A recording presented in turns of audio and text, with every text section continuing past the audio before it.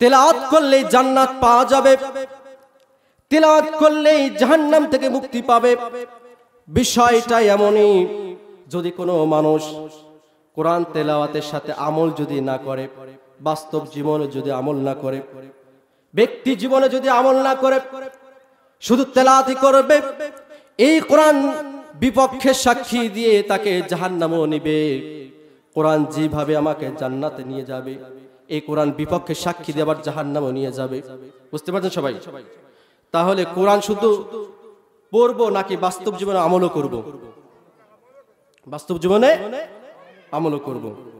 সম্মানিত ভাইরা, এই কোরআন নবীর প্রতি নাজিল করলেন কেন, কোন কারণে নাজিল করলেন, আর এই জাতিকে কি মেসেজ দিচ্ছেন রাসূল সাল্লাল্লাহু আলাইহি ওয়াসাল্লাম আল্লাহর পক্ষ থেকে, এটা আমাদের জানা দরকার আছে কি নাই?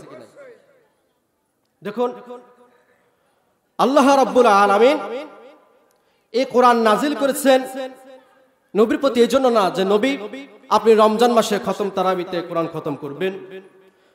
এই কোরআন দিয়েছি শবে বরাত, শবে কদরে কোরআন তেলাওয়াত খতম করে, কোরআন খতম করে হুজুরকে কিছু বকশিশ দিবেন। মানুষ মারা গেলে 10 জন 20 জন ছাত্র এনে কোরআন খতম দিয়ে দোয়া করাবেন, ঝাড়ফুঁক দিবেন। এই কোরআন এজন্য আমি নাজিল করি নাই। এই কোরআন নাজিল করেছি আমি আল্লাহ রাব্বুল আলামিন সমাজে বাস্তবায়ন করার জন্য। কিসের জন্য? বাস্তবায়ন করার জন্য। যতদিন পর্যন্ত এই কোরআন এই সমাজের বাস্তবায়ন না হবে, আল্লাহর আইন বাস্তবায়ন না হবে, ততদিন পর্যন্ত আদর্শ সমাজ গড়ে তোলা সম্ভব না। আপনাদের কাছে একটু প্রশ্ন রাখতে চাই, এই সমাজে চুরি বন্ধ হোক চান কি চান না? এই সমাজে মাদক বন্ধ হোক চান কি চান না? এই সমাজে ইফটিজিং বন্ধ হোক চান কি চান না? সেটা কি মানব রচিত মতবাদ দিয়ে, মানুষের তৈরি করা আইন দিয়ে, নাকি আল্লাহর আইন দিয়ে? কারা কারা চান? লিল্লাহে তাকবীর। যদি চাই তাহলে আমরা মুমিন, আর যদি না চাই তাহলে আমরা কি কাফের? আমরা কাফেরের দলে থাকতে চাই না, আমরা মুমিনের দলে থাকতে চাই। কার দলে? মুমিনের দলে। সম্মানিত ভাইরা আমার, এই কোরআন পড়লে কি লাভ হবে আগে এটা আপনাদের কাছে মেসেজ দেই, এরপর বাকি কথায় যাই। আল্লাহ রাব্বুল আলামিন কোরআনুল কারীম ব্যক্তি জীবনে যদি কোনো ব্যক্তি তেলাওয়াত করে, ঘরের মধ্যে হোক, রাষ্ট্রীয় হোক, যেইখানে এই কোরআনের তেলাওয়াত করা হবে, আমল করা হবে, আমার আল্লাহ রাব্বুল আলামিন বলছেন وَإِذَا قُرِئَ الْقُرْآنُ فَاسْتَمِعُوا لَهُ وَأَنصِتُوا لَعَلَّكُمْ تُرْحَمُونَ। আল্লাহু আকবার। যদি তোমাদের সম্মুখে কোরআন তেলাওয়াত করা হয়, তোমাদের সামনে যদি কোরআন থেকে তেলাওয়াত করা হয়, তোমরা যদি চুপ থাকতে পারো, মনোযোগ সহকারে শ্রবণ করতে পারো, আমি আল্লাহ রাব্বুল আলামিন ওই জায়গার মধ্যে রহমত নাজিল করে দিব। যে কোরআন পড়লে রহমত নাজিল হয়, এই কোরআন দিয়ে যদি রাষ্ট্র গঠন করা যায়, সমাজ গঠন করা যায়, তাহলে আল্লাহর পক্ষ থেকে রহমত আসবে কি আসবে না? কথাটা কার? আল্লাহর। আজকে সমাজে আমরা আল্লাহর রহমত চাই, বরকত চাই, আদর্শ সমাজ গঠন করতে চাই, কিন্তু এই কোরআন দিয়ে আমল করতে চাই না। কঠিন কালো একটি আদর্শ সমাজ গঠন করা সম্ভব না। কারণটা হলো, যেই ব্যক্তি কোরআন তেলাওয়াত করবে, কোরআনের আমল করবে, তার মধ্যে ভয় ঢুকিয়ে দিবেন কে? যেই ব্যক্তির মধ্যে আল্লাহর ভয় থাকবে, সে যদি মেম্বার হয়, সে যদি ওয়ার্ডের মেম্বার হয়, সে যদি পাড়ার মাতুব্বর হয়, সে যদি চেয়ারম্যান হয়, সে যদি এমপি মন্ত্রী হয়, তাহলে এই দেশের জনগণের মধ্যে আল্লাহর ভয় ঢুকিয়ে দিবেন তিনি কে? আল্লাহ তাআলার এই সমস্ত খোদাভীতি আল্লাহওয়ালা লোক যদি সমাজে রাষ্ট্র বাস্তবায়ন করে, পরিচালনা করে, তাহলে আল্লাহ রাব্বুল আলামিন এই রহমত বরকত নাজিল করবেন। কোরআন কারীমে আল্লাহ তাআলা রেকর্ড করেছেন। আল্লাহ তাআলা বলেন, ওয়ালাউ আন্না আহলাল কুরা আমানু ওয়াত্তাকাউ লাফাতাহনা আলাইকুম বারাকাতিম মিনাস সামাই ওয়াল আরদ। যদি কোন জনপদের লোক, কোন দেশের লোকেরা যদি আমি আল্লাহর প্রতি ঈমান এনে তাকওয়ার নীতি অবলম্বন করে। কি নীতি? তাকওয়া নীতি, ভয়। আমি আল্লাহকে যদি ভয় করতে পারে, আমি আল্লাহ রাব্বুল আলামিন আকাশ থেকে রহমতের বরকতের দরজা খুলে দিবে। বলেন সুবহানাল্লাহ। ভয়টা কেমন? আপনি পাড়ার মাতুব্বর, নাই ইনসাফ ভিত্তিক বিচারে ফয়সালা করবেন। যদি না করেন, আপনার মনের অবস্থা জানেন কে? আপনি পার্সিয়ালিটি করছেন নাকি সঠিকভাবে বিচার করছেন, খবর রাখেন কি? ও বন্ধুরা আমার, শুধু তাই নাই, আপনি ব্যবসা বাণিজ্য করছেন, এই ব্যবসা বাণিজ্যের সময় আপনি কম দিচ্ছেন নাকি মালের মধ্যে ভেজাল দিচ্ছেন, কেউ জানে না, জানে কে?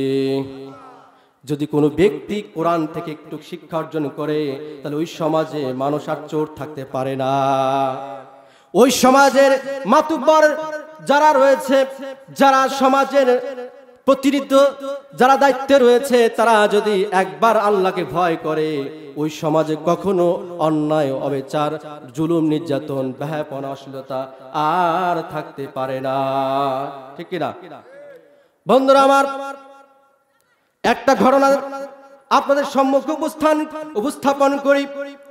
যদি একজন মানুষের মধ্যে আল্লাহর ভয় থাকে, আর সেই লোক যদি সমাজের প্রতিনিধিত্ব দায়িত্ব করে, সেই যদি পাড়ার মাতুব্বরি করে, তাহলে কেমনটা আল্লাহর পক্ষ থেকে রহমত আসে, বরকত আসে, কেমন ভাবে সমাজে শান্তি শৃঙ্খলা হয়, আদর্শ সমাজ গঠন হয়। একটু উদাহরণ নেন।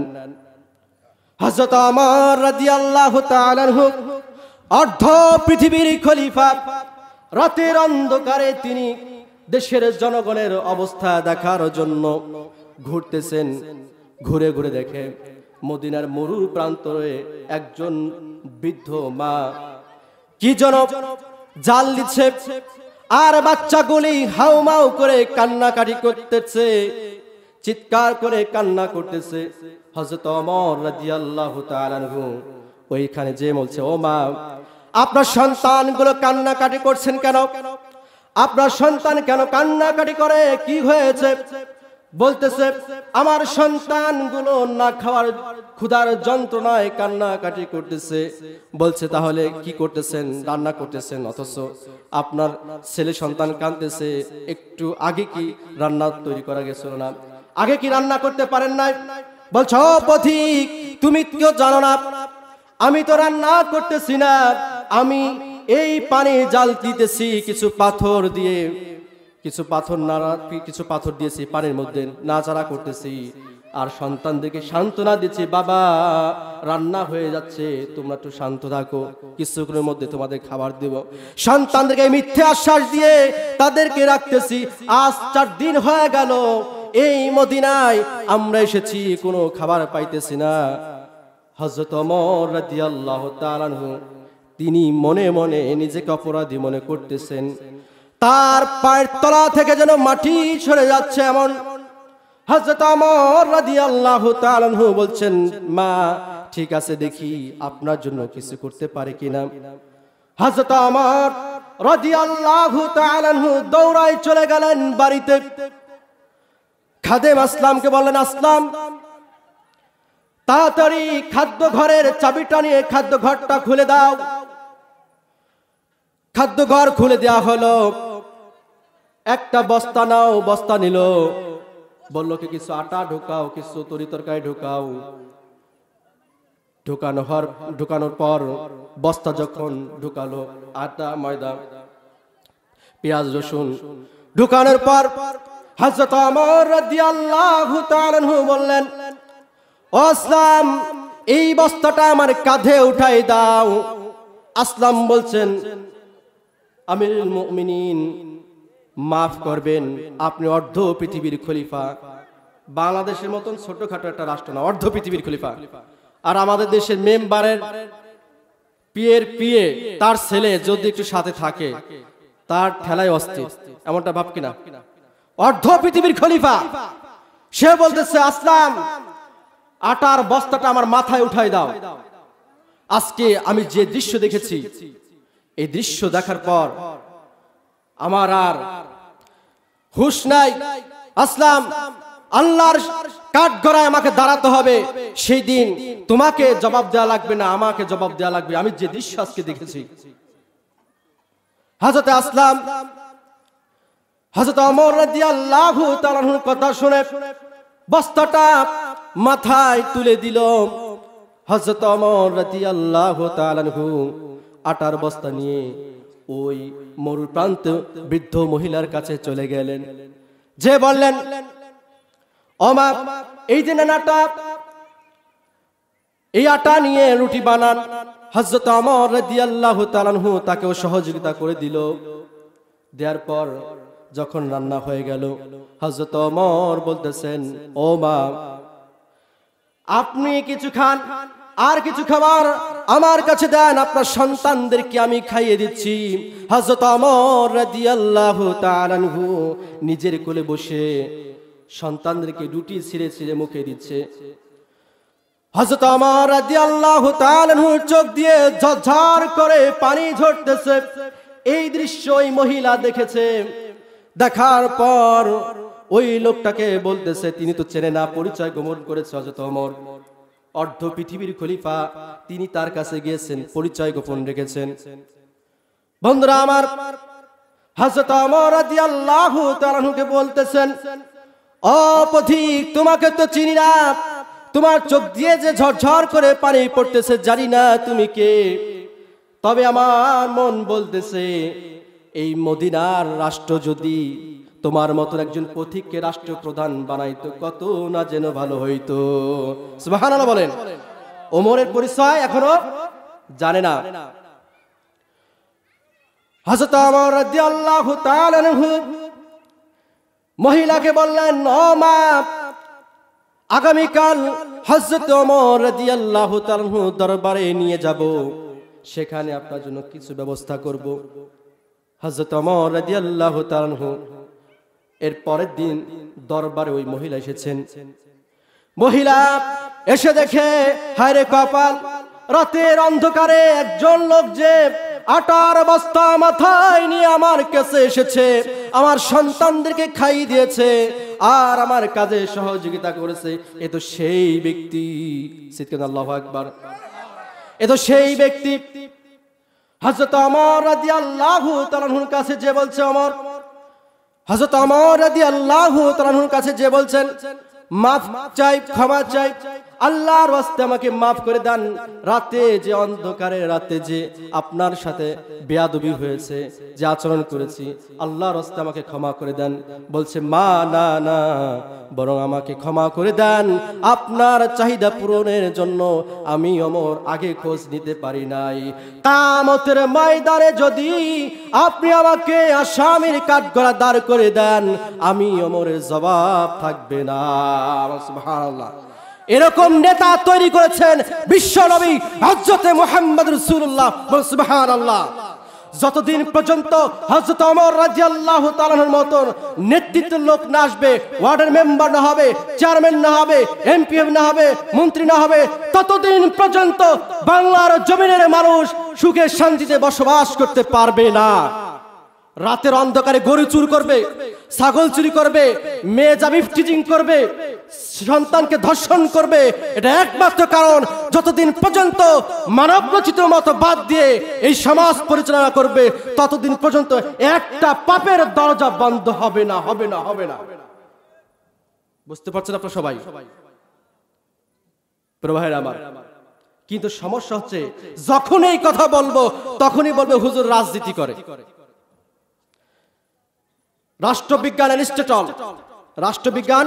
অ্যারিস্টটল তিনি বলতেছেন, উন্নত উৎকৃষ্ট জীবন লাভের সংগ্রামকে, ভালো করে বুঝেন, উন্নত উৎকৃষ্ট জীবন লাভের সংগ্রামকে রাজনীতি বলে। আপনাদের কাছে প্রশ্ন বলি, প্রশ্ন ছুড়ে দেই, উন্নত উৎকৃষ্ট জীবন লাভের সংগ্রামের একমাত্র গ্রন্থের নাম কি বলেন? এই আল কোরআন ছাড়া যারা রাষ্ট্র সাজাতে চায়, সমাজকে সাজাতে চায়, ওয়াল্লাহি কিয়ামত পর্যন্ত আদর্শ রাষ্ট্র গঠন হবে না, হবে না, হবে না। চুরি করছে, আপনি মাইরা বিছাই দিচ্ছেন, চোররে দিয়ে দিচ্ছেন পুলিশের কাছে, ঘুষ খেয়ে ছেড়ে দিচ্ছে। কিন্তু এই চোরকে যদি কোরআনের আইন দিয়ে যদি বিচার করা হয়, খোদার কসম করে বলতে পারি বাংলার জমিনে আর একটা চোর খুঁজে পাওয়া যাবে না।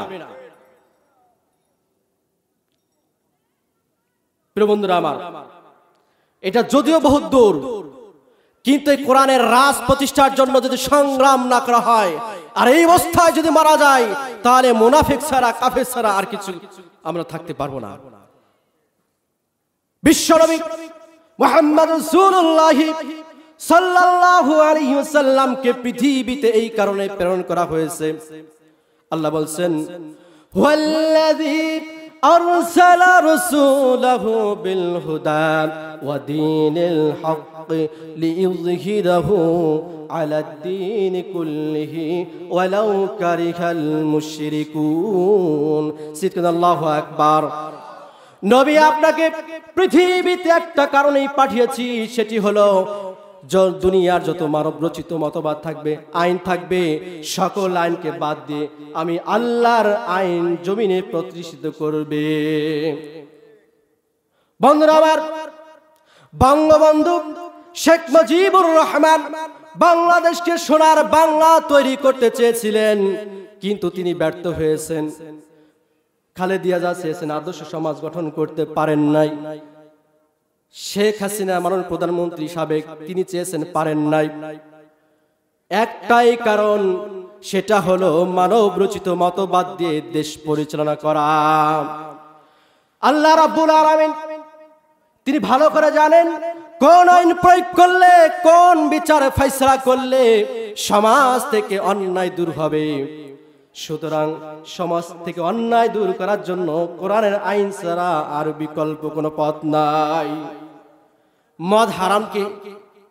মদ কি হারাম না?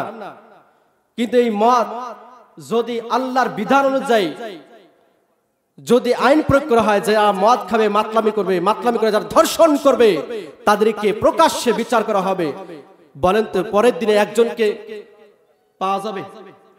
চোর যারা, তাদেরকে যদি বাইতুল মুকাররম মসজিদের সামনে এনে, মিডিয়া এনে যদি প্রকাশ্যে কোরআন আইন প্রয়োগ করে যদি তাদেরকে বিচার করা হয়, পরের দিন কি একজন লোক পাওয়া যাবে? চোর পাওয়া যাবে না।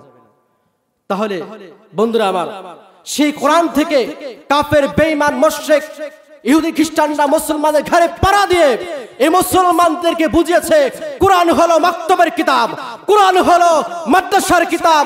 এটা মাকতবে থাকবে, এটা মাদ্রাসায় থাকবে, জানাজায় থাকবে, তারাবিতে থাকবে। এই কোরআনদের রাষ্ট্র চলবে না, এটা চালাবে একমাত্র যারা মানব রচিত মতবাদ তারা। আর এই সুযোগ কাফের, বেঈমান, নাস্তিক, মুরতাদ, লম্পট, চরিত্রহীন, দুশ্চরিত্র লম্পটেরা এই রাষ্ট্র দখল করে রয়েছে। বুঝতে পারছেন আপনারা? যদিও কথাটা করা হইতেছে, কিন্তু বাস্তব এটাই। সমাজে নিকৃষ্ট, চরিত্রহীন ব্যক্তিদেরকে আমরা ভোট দিয়ে আমরা গার্জিয়ান বানাই, মেম্বার বানাই, চেয়ারম্যান বানাই। বিধবার মানুষের কাট মেরে খায়, অসহায় মানুষের পঙ্গু ভাতা আছে সেটা মেরে খায়। আছে কি আছে না? ও বন্ধুরা, তাহলে এরকমটা যদি চলে, একটাই কারণ, সেটা হচ্ছিল ওমরের মতন তাকওয়া নীতি, ভয় নীতি আওলা মেম্বার, এমপি, মন্ত্রী আমাদের দেশে নাই। আপনি গ্রামে তাকওয়া ভিত্তিক লোক মাতুব্বর খুঁজে পাবেন না। যদি আল্লাহর ভয় অন্তরে থাকে, ওই ব্যক্তিরা কোনো দিন কোনোভাবে বিচার, সালিশ, দুর্নীতি করতে পারে না, ঘুষ খেতে পারে না। আপনার কি একমত? কষ্ট হইতেছে বাজান? রাগ হইতেছে আমার প্রতি? আলোচনা দিচ্ছে, এটা কি করবো করেন? বাইরেতে যাইতে পারবো না। বন্ধুরা আমার, হযরত ওমর রাদিয়াল্লাহু তাআলা আনহু তার সন্তানকে লালন পালন করেছেন মায়া মোহাব্বত দিয়ে, ভালোবাসা দিয়ে। এই সন্তান একদিন তিনি একটা উট তিনি নিয়েছেন কোন একজন ব্যক্তির কাছ থেকে। হযরত ওমর রাদিয়াল্লাহু তাআলা আনহু তিনি বাজার একদিন পরিদর্শন করতেছেন। পরিদর্শন করে দেখে একটা উট বান্দা। তিনি যে বলতেছেন এই উটটা কার, বলতেছে অমুক ব্যক্তির। যায় দেখে আর কেউ না, এটা হলো আমি ওমরের ছেলে। সন্তানকে জিজ্ঞেস করলো, ও বাবা, আমার কলিজার টুকরা সন্তান, তুমি আমার ঘরে থাকো, আমার খাবার খাও, আমার টাকা পয়সা ব্যবহার করো, তোমাকে তো আমি উট কিনে দেই নাই, এই উট কোথায় পেলে? প্রশ্ন করছেন কে? অর্ধ পৃথিবীর খলিফা সন্তানকে। বুঝতে পারেন, একবার চিন্তা করেন। আর আমাদের সমাজের খেতা নেতার সন্তান সামান্য পড়ালেখা, কেবল পা দিয়েছে ইন্টারমিডিয়েট পর্যন্ত, 1000 কোটি টাকার মালিক হয়ে যায়, লক্ষ টাকার গাড়ি চালায়, সাধারণ এমপি মন্ত্রীর ছেলে হয়ে, সাধারণ একজন মেম্বারের ছেলে হয়ে, চেয়ারম্যানের ছেলে হয়ে, তারা একবার জিজ্ঞেস করে না, বাবা আমার অর্থ তো এটা, আমার ইনকাম সোর্স এতটুকু, তুমি এই সম্পদ কোথায় পাইলাম? জিজ্ঞেস করে না। এটা কারণটা হলো কি? কারণটা হলো সেই আল্লাহর ভয় নাই। ওমরের মতো যদি ভয় থাকতো, তাহলে তার আপন সন্তান হোক আর যাই হোক, প্রশ্ন করতো, সমাজে বিচার করতো, কি করতো না? বন্ধুরা আমার, ভাইরা আমার, সেই কোরআন দিয়ে আমরা যদি আমার ব্যক্তি জীবন চালাতে পারি, পারিবারিক জীবন যদি চালাতে পারি, সামাজিক জীবনে যদি কোরআন দিয়ে চালাতে পারি, বরকত ঢেলে দিবেন কে? আমি একটা কথা বলতে চাই, কোরআন নিয়ে আমরা মসজিদে যাই বলেই তো মসজিদ ঠান্ডা, শান্তি শৃঙ্খল, ঠিক কিনা? কোরআন দিয়ে আমরা এই মাহফিলে আলোচনা শুনতেছি বিধায় আমাদের এখানে শান্ত পরিবেশ রয়েছে, শান্তি রয়েছে। কোরআন দিয়ে যখন, কোরআন আইন মেনে দিয়ে যখন আমরা হজ করতে যাই, তখন হজের লাখ লাখ মানুষ, লক্ষ লক্ষ মানুষ, মারামারি কাটাকাটি হানাহানি নাই। এটা কারণটা হলো কোরআন আইন দিয়ে এখানে মানুষ আমল করতেছে, এই কোরআনের নীতি গ্রহণ করতেছে। ও বন্ধুরা আমার, আমি বলতে চাই, কোরআন দিয়ে যেরকম, আল্লাহর আইন দিয়ে, আল্লাহর বিধান দিয়ে যেরকম মসজিদের শান্তি পাওয়া যায়, মাহফিলের প্যান্ডেলে শান্তি পাওয়া যায়, ওই আরাফাতের ময়দানে, হজের ময়দানে শান্তি পাওয়া যায়, শান্তি শৃঙ্খলা পাওয়া যায়। এই কোরআন দিয়ে যদি রাষ্ট্র যদি পরিচালনা করা যায়, শান্তি ঢেলে দিবেন কে? এই কোরআন কি পড়ার দরকার আছে কি নাই? কোরআন পড়া ছাড়া তাকওয়া অর্জন হবে না, আল্লাহর ভয় হৃদয়ে ঢুকবে না। বাবা আমার, হাতে ধরি পায়ে ধরি কোরআনকে বুঝেন, কোরআনকে আমল করেন। কারণ আল্লাহ রাব্বুল আলামিন বলেন, আফালা ইয়াতাদাব্বারুনাল কুরআন আম আলা কুলুবিন আকফালুহা। ও দুনিয়ার মানুষেরা, ও আমার বান্দারা, তোমাদের অন্তরে কি তালা লেগে গেল? তোমাদের অন্তরে কি মরিচা লেগে গেল? তোমরা কেন কোরআন বুঝো না, কোরআন বুঝো না, কোরআন বুঝো না? প্রশ্ন করছেন কি? ও বন্ধুরা, তাহলে বোঝার দরকার, কোরআন শুধু তেলাওয়াত করলে হবে না, তেলাওয়াতের পাশাপাশি আমলও করার দরকার আছে কি নাই? বন্ধুরা আমার, ভাইরা আমার, ইহুদি খ্রিস্টানরা কোরআন বুঝছে বিধায় মুসলমানদেরকে ফারাক করে রেখেছে, দলে দলে বিভক্ত করে রেখেছে। নামাজ নিয়ে বিভক্ত করলো, মিলাদ কিয়াম নিয়ে বিভক্ত করলো, টুপি নিয়ে বিভক্ত করলো। এটা কারণটা হলো এই, মুসলমান যদি সবাই এক হয়ে কোরআনকে রাষ্ট্র ক্ষমতায় নেয়, তাহলে আমাদের মোরলগিরি আর টিকবে না, ঠিক কিনা? ও বন্ধুরা আমার, ভাইরা আমার, আল্লাহ তাআলা এই জন্য বলছেন, আন আকিমুদ্দিন ওয়া লা তাতাফাররাকু। ও দুনিয়ার গোলামেরা, কোরআনকে যদি প্রতিষ্ঠিত করতে হয়, আদর্শ সমাজ যদি গঠন করতে হয়, তাহলে তোমরা দলে দলে বিভক্ত হয়ে যেও না, তোমরা ঐক্যবদ্ধে আমি আল্লাহর কোরআনকে আঁকড়িয়ে ধরো। কার কথা? আরো জোরে কার কথা? বন্ধুরা আমার, ভাইরা আমার, টুপি চুক্কা পরবো নাকি ডাবা পরবো? হাত কি উপরে বাঁধবো নাকি নাভির নিচে বাঁধবো নাকি নাভির উপরে বাঁধবো? এই মত পার্থক্য দিয়ে মুসলমান আজকে দলে দলে বিভক্ত না। মিলাদ দাঁড়িয়ে পড়বো নাকি বসে পড়বো, এরকম মারামারি এলাকায় আছে কি নাই? আছে না? এটা কারণটা কি? কারণ একটাই, মুসলমানদেরকে যদি মূল জিনিস থেকে একবার দূরে সরে রাখা যায়, তাহলে আমরা নিজেরা ফায়দা লুটতে পারবো। মুসলমান মার খেয়ে শেষ হয়ে যাবে, মুসলমান আর মাথা উঁচু করে দাঁড়াতে পারবে না। এদের ইহুদি খ্রিস্টানদের চাই, আর এর সাথে জড়িত আছে কিছু মুনাফিক মুসলমান। বন্ধুরা আমার, এই কোরআন দিয়ে যখন আপনি চলবেন, আমি চলবো, ইমানের জজবা তৈরি করে দিবেন তিনি কে? আরো জোরে বলেন, তিনি কে? আল্লাহ বলছেন ওয়া ইযা কুরিয়া ইন্নামাল মুমিনুনা আল্লাযীনা ইযা যুকিরাল্লাহু ওয়াজিলাত কুলুবুহুম ওয়া ইযা তুলিয়াত আলাইহিম আয়াতুহু যাদাতুহুম ঈমানাও ওয়া আলা রাব্বিহিম ইয়াতাওয়াক্কালুন। আল্লাহ বলছেন যারা কোরআনকে তেলাওয়াত করবে, কোরআনকে আমল করবে, আমি আল্লাহ রাব্বুল আলামিন তাদের ঈমান বৃদ্ধি করে দিব। সুবহানাল্লাহ। সুতরাং কোরআনের আমল যদি থাকে আর আমার নবী চরিত্র নিয়ে যদি কোনো ব্যক্তি কথা বলে, কোরআনের আইনের বিরুদ্ধে যদি কোনো ব্যক্তি অবস্থান করে, নারায়ে তাকবীর আল্লাহু আকবার স্লোগান দিয়ে মাঠে নামবো কি নামবো না? বুঝেন না ব্যাপারটা? কোরআনের আমল থাকা লাগবে। কোরআনের আইন আমল যদি থাকে তাহলে আমার নবীর চরিত্র নিয়ে যদি কোনো ব্যক্তি কথা বলে আমরা ঘরে বসে থাকবো না। কোনো ব্যক্তি যদি কোরআনের বিরুদ্ধে আইন পাশ করে আমরা ঘরে বসে থাকবো না। কারণটা ঈমান বাড়িয়ে দিবেন কে? এই জন্য মুসলমান কোরআনের বিরুদ্ধে এক একটা আইন পাশ করা হয় আর মুসলমান ঝুলে ঝুলে কোরআন তেলাওয়াত করে ময়দানে নামে না। মুসলমান আল্লাহু আকবার বলে নামাজ আদায় করে, অন্যায়ের বিরুদ্ধে প্রতিবাদ করে না, কোরআনের আইনের বিরুদ্ধে কথা বললে বিরোধিতা করে না। অথচ আল্লাহ তাআলা বলছেন কুনতুম খায়রা উম্মাতিন উখরিজাত লিন-নাসি তা'মুরুনা বিল মা'রুফি ওয়া তানহাউনা আনিল মুনকার।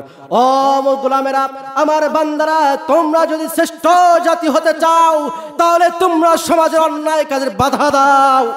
কে বলছেন?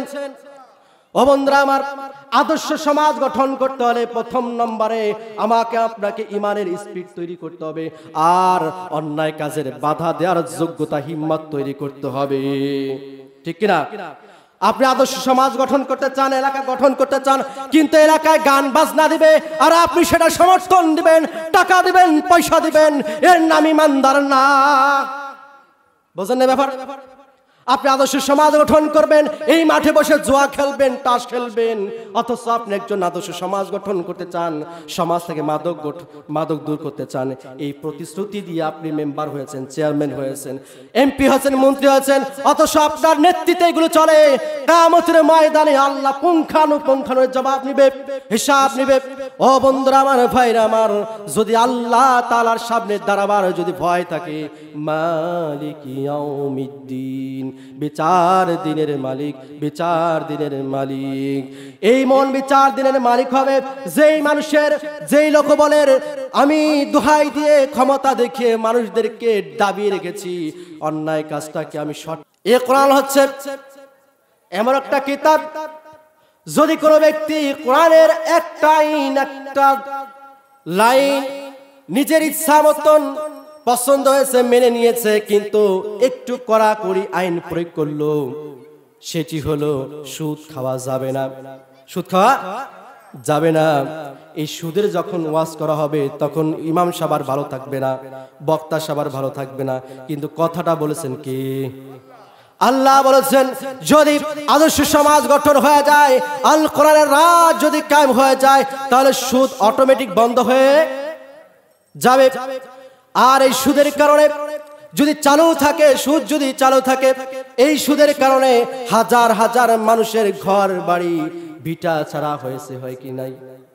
অনেকের ঘর নাই, বাড়ি নাই, অনেকে দেশ ছাড়া হয়ে গেছে। কারণটা হলো এই কোরআন দিয়ে এখনো আমরা সমাজটাকে সাজাতে পারি নাই। যাই হোক বন্ধুরা আমার, যে কথা বলছিলাম, কোরআন পড়লে, কোরআন দিয়ে আমল করলে ঈমান বাড়ে। হযরত ওমর রাদিয়াল্লাহু তাআলা আনহু বিশ্বনবী মুহাম্মদ রাসূলুল্লাহ সাল্লাল্লাহু আলাইহি ওয়াসাল্লামের গলা কাটার জন্য, কল্লাটা আনার জন্য তিনি নাঙ্গা তরোয়ার, খোলা তরোয়ার নিয়ে হাঁটতে শুরু করলো। যেতে যেতে পথিমধ্যে একজন রাসূলুল্লাহ সাল্লাল্লাহু আলাইহি ওয়াসাল্লামের সাহাবীর সঙ্গে দেখা, নাম হচ্ছে তার যায়েদ। বলছে ওমর কোথায় যাচ্ছেন ভাই? বলছে যাই মুহাম্মাদের সঙ্গে ফয়সালা আছে, মুহাম্মাদের কল্লা আনতে যাই। বলছে কি? মুহাম্মাদের কল্লাটা আনার আগে নিজের ঘরের খবর নেন। বলতে কি বলতে চাও? বলতে চাই যে তোমার বোন আর বোন জামাইয়ের ঘরের খেয়াল নাও, মুহাম্মাদের কল্লা আগে কাটা দরকার নাই। এর মানে হচ্ছে তার গতি, তার রাগ ওই পর্যন্ত ঠেকাই দিলেন, যেহেতু মুহাম্মদ সাল্লাল্লাহু আলাইহি সাল্লামের কল্লাটা আনতে যাবে। বন্ধুরা আমার, ভাইয়েরা আমার, হযরত ওমর রাদিয়াল্লাহু তাআলা আনহু ধাই ধাই করে বোনের বাড়ির দিকে চলে গেলেন। যাওয়ার পর বোনকে বলতেছেন, দরজা খুলো, টক টক করে দরজা খুলতে একটু দেরি হলো। অমনি হযরত ওমর ধাক্কা দিয়ে দরজাটা খুলে ভিতর ঢুকে দেখে বোনের হাতে কি যেন রয়েছে। ওমর তো জানে না ওটা আর কিছু নয়, সেটা হলো আল কোরআন। সুবহানাল্লাহ বলেন। হযরত খাব্বাব রাদিয়াল্লাহু তাআলা আনহু সূরা তাহা 20 নম্বর সূরা, এটা প্রশিক্ষণ দিচ্ছেন, তাদেরকে পড়াইতেছেন। বন্ধুরা আমার, ভাইয়েরা আমার, হযরত ওমর তিনি বললেন, ও আমার বোন ফাতিমা, তোমার কাছে প্রশ্ন করি, তুমি নাকি ইসলাম গ্রহণ করেছো, মুহাম্মাদের ধর্ম গ্রহণ করেছো, তুমি নাকি কোরআনের প্রতি ঈমান এনেছো? বলছে, হ্যাঁ, মিথ্যা বলতে পারবো না, আমি কোরআনের প্রতি ঈমান এনেছি, রাসূলকে রাসূল হিসেবে মেনে নিয়েছি, আমি আল্লাহকে আল্লাহ হিসেবে মেনে নিয়েছি। বলছেন, না না, এটা হবে না, এই মুহূর্তে এখনই কালিমা ছেড়ে দাও, কোরআনের প্রতি ঈমান ছেড়ে দাও, আল্লাহর প্রতি ঈমান ছেড়ে দাও। হযরত ফাতেমা রাদিয়াল্লাহু তাআলা বলছেন, না না, ঈমান ছাড়তে পারবো না। এই কথা বলা দেরি আছে, মারতে দেরি নাই। হযরত ওমর বেধর মারা মারলো। মারার পর এক পর্যায়ে বোনের দিকে চেয়ে দেখে টপ টপ করে শরীর থেকে রক্ত ঝরছে। শত হলো তো বোন, বোনের দিকে একটু মায়া লাগছে, বোনের দিকে একটু ভালোবাসা আসছে অন্তরের মধ্যে। বলছে, কি রে বোন, মারলাম, এত মারলাম, রক্ত ঝরিয়ে দিলাম, তারপরও ওই কালিমা ছাড়লাম না, কোরআনের মহব্বত ছাড়তে পারলাম না। কি এমন এই কোরআনে আছে, কি এমন তুমি ঈমানের স্বাদ পেয়েছো? তোমাকে মারতে মারতে রক্তাক্ত করলাম, তুমি ঈমান ছাড়লে না। বলছে, ভাই, আমাকে মেরে মেরে যদি পৃথিবীর জমিন থেকে বিদায় করে দেন, তারপরও আমি এক চুল পরিমাণ ঈমানের জায়গা থেকে সরে দাঁড়াবো। ও বন্ধুরা আমার, অনেক ঘটনার পর এরপর বলছে, ঠিক আছে, তুমি যে কোরআন পড়তেছো, এই কোরআন আমাকে একটু পড়ে শোনাও। হযরত খাব্বাব রাদিয়াল্লাহু তাআলা আনহু সূরা তাহা, মা আনজালনা আলাইকাল কুরআনা লিতাশকা ইল্লা তাযকিরাতাল লিমান ইয়াখশা, এইভাবে পড়তে পড়তে যখন আসলো, হযরত ওমর রাদিয়াল্লাহু তাআলা আনহু একটা জায়গায় এসে বলছে, ও খাব্বাব, আর দরকার নাই পড়া, আর তেলাওয়াত করার দরকার নাই, আমি বুঝে গেছি আমার আল্লাহ একজন আছে। সুবহানাল্লাহ বলেন। আমার আল্লাহ আছে। ওমর বলতেছেন, ও খাব্বাব, ফাতিমা আমার বোন, এই মুহূর্তে আর দেরি করো না, বিশ্ব নবীর দরবারে আমি ওমরকে নিয়ে যাও। ঈমান বাড়ে কি বাড়ে না? এই কোরআন তেলাওয়াত করলে ঈমান বাড়ে, কোরআনের আমল করলে ঈমান বাড়ে। তার বাস্তব প্রমাণ হযরত ওমর রাদিয়াল্লাহু তাআলা আনহু।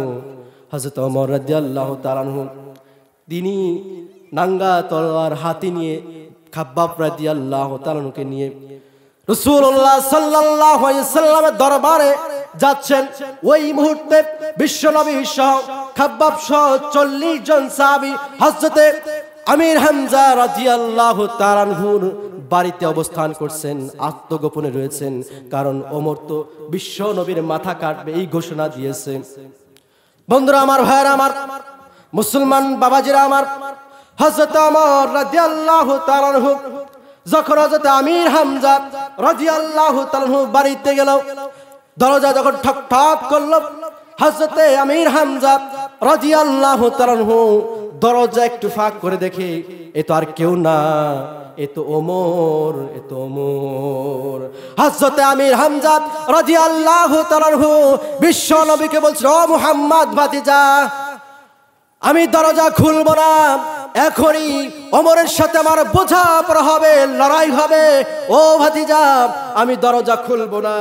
বন্ধুরা আমার, ভাইরা আমার, হযরত ওমর রাদিয়াল্লাহু তাআলা আনহু তো রাসূলের মাথা কাটার জন্য এখন আর যান নাই, কিন্তু আমির হামজা তো এটা জানে না।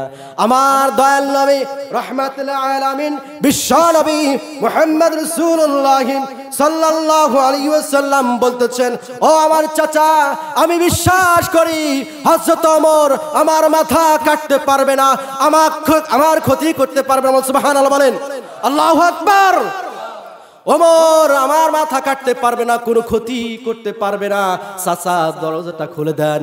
হযরত ওমর রাদিয়াল্লাহু তাআলা কে যখন দরজা খুলে ভিতরে আনলো, হযরত ওমরের চোখ দিয়ে ঝরঝর করে পানি বের হয়ে এলো।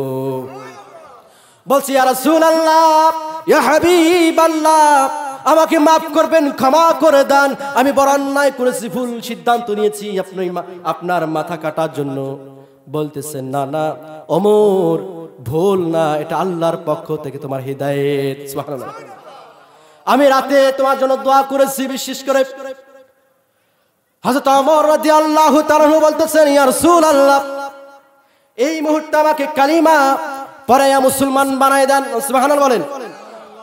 বিশ্বনবী মুহাম্মদ রাসূলুল্লাহ সাল্লাল্লাহু আলাইহি ওয়াসাল্লামের হাতে বায়াত নিয়ে যখন কালিমা পড়ে মুসলমান হয়ে গেল, বিশ্বনবীকে বললেন, রাসূল, আপনাকে জানতে চাই, আপনার কাছে প্রশ্ন, ঈমান আনার পর কোন কাজটা রয়েছে? লিল্লাহে তাকবীর, নারায়ে তাকবীর। প্রধান অতিথির আগমন, প্রধান অতিথির আগমন, নারায়ে তাকবীর।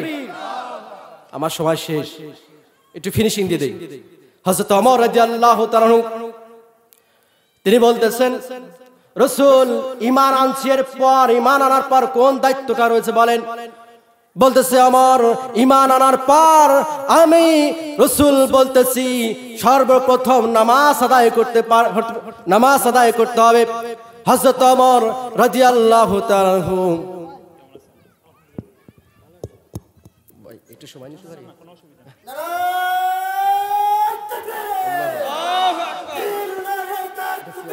আল্লাহু আকবার। শুভেচ্ছা স্বাগত, শুভেচ্ছা স্বাগত।